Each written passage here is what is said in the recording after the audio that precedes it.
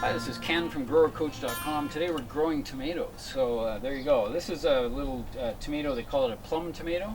So it has like sort of a little bit of a plum shape. I'll see if I can find some. These are just starting to come ripe, and they're kind of an oval shape.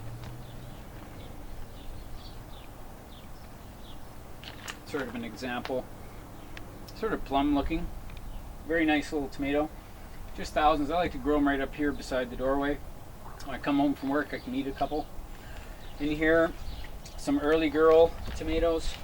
I'm not 100% sure that they are early girl. They don't look quite right to me. One of the issues with tomato plants is when you're buying the plants, you're really relying on the people who do the seeding to not get the tags mixed up.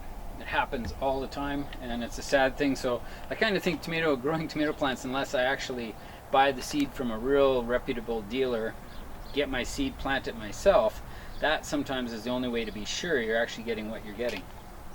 So here's another plant. Again, this is supposed to be an early girl. Looks completely different from this one. None of them are the same. This one over here is, this one I believe is actually an early girl. This is the actual variety, and you can see the tomatoes starting to come on here. Looking great, and we're at July the 23rd, I think it is today, 22nd, 23rd. So this is pretty early as far as I'm concerned, as far as tomatoes go.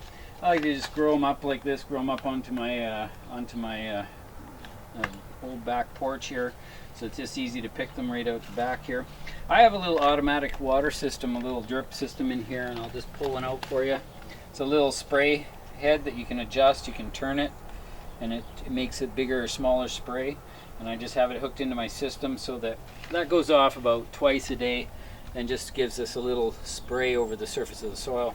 So with tomatoes, you want that real consistent watering so that the fruit doesn't split, because if you let it dry out too much and then you water it, the fruit swells quickly and the skin splits.